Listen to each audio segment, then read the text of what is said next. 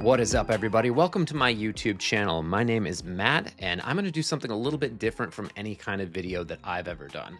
Something that I've been dying to do on this channel, which is to give you a guided tour of my office. Now, I absolutely love my office. I love spending hours and hours a day here, editing video, making music for our meditation channel, occasionally playing video games. Something that I've never done in here is read a book. So if you're not a tech person and you're just one of my Facebook friends or whatever, then I'd like you to get the f out of here. Get out of here. God, I love that. God, I love that. Otherwise, let's get into it. All right, so let's get down to the meat and potatoes. Bear in mind, Angie and I have sold everything that we owned to move to the UK. So this setup is basically just me starting from scratch, basically just starting over. So the only thing that I brought with me is the computer tower, which we will talk about soon.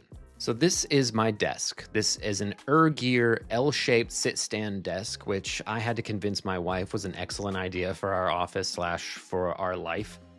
Now, the obvious question, are sit-stand desks a gimmick? Well, yes. I'm standing at my desk. And no.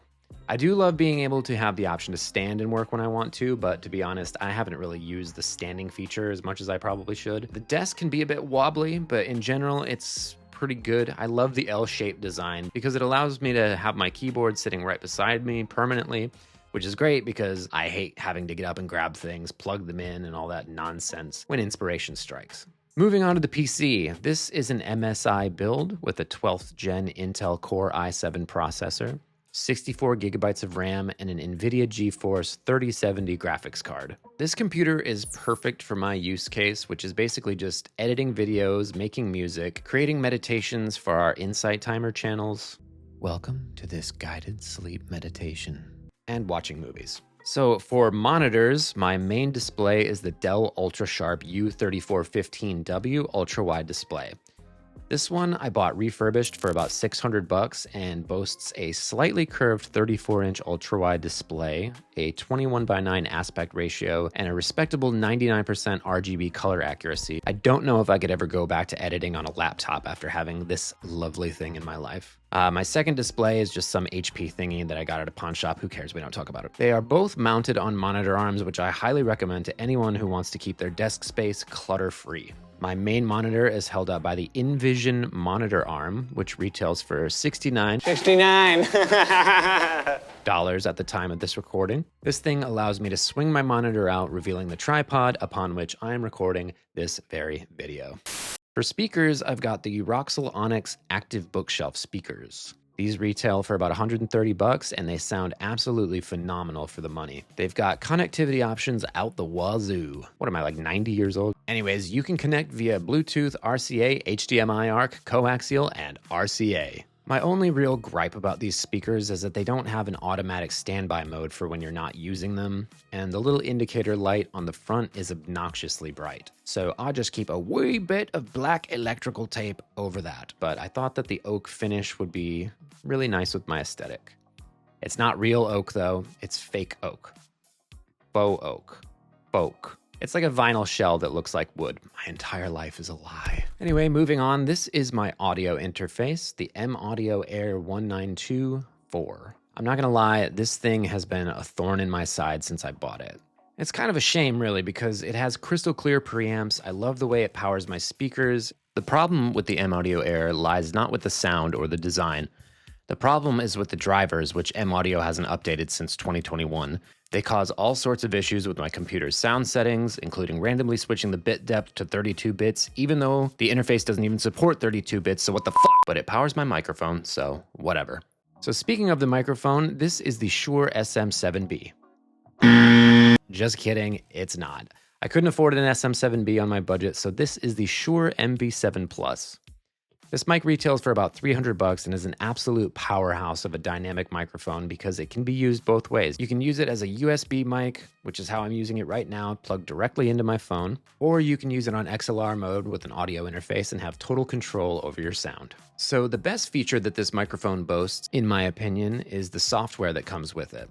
This is the Shure Motive Mix app, and with this iteration of the mic, you've got a real-time denoiser, which is great for recording in untreated rooms with lots of crappy unwanted room noise. And it also has a digital popper stopper, which works amazingly to get rid of those pesky plosives Peter Piper picked a peck of podcast pustules from his pimply butt cheeks. If you don't want to touch your audio in post, buy this microphone. And sure, if you're listening, please send me an SM7B. I will review it. Stroke it, I pet it, I massage it. Yeah, I love it. Oh boy. All right, so what else we got? Keyboards and MIDI controllers. This is the M Audio Oxygen 49. This retails for about $200. It's got 49 keys, so that's 4 octaves and an extra C note for good measure. It's got 8 pads for finger drums, auto chords, whatever you want to do. Anything you want to do it. And it comes with subscriptions to various DAWs, including Ableton Lite and maybe a few others, I don't know. Currently, I use MPC Beats as it came with this little bad boy. This is the Akai LPK 25 keys for $55. So, all right, let's talk about peripherals, shall we? Something that gets overlooked in a lot of people's setups is the humble mouse. Well, there's nothing humble about this mouse. This is the Logitech MX Master 3X. And if you know anything about mices? No Jesus for us, Mises. This is like the Rolls Royce of meowses. Now, some of you might be thinking, why would you want to spend $120 on a mouse? Well, I'll tell you. This baby has 7 fully customizable buttons, and for a video editor who's always looking for the quickest way to get things done and over with, this mouse is damn near essential. The keyboard is just a pretty standard Red Dragon gaming keyboard. It retails for about $35 on Amazon. When I first moved to the UK, I had no idea that keyboards were different here than they are in America. I should probably get used to the British keyboards, but we'll cross that London Bridge when we get to it, isn't it? Moving on, we have the RSH Tech 7-port USB hub. I do love it, but like my father used to say to me, I'd love you even more if you were out of my sight. Now go outside and don't come back until I'm good and drunk.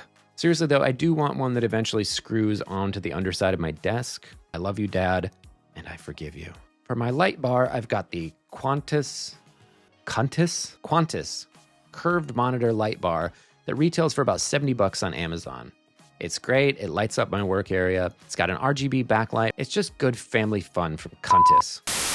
And that is it for my office tour. Oh, no more? If you found this video helpful or fun or awesome, give it a thumbs up, drop a comment with any questions or comments, and until next time, Get the fuck out of here!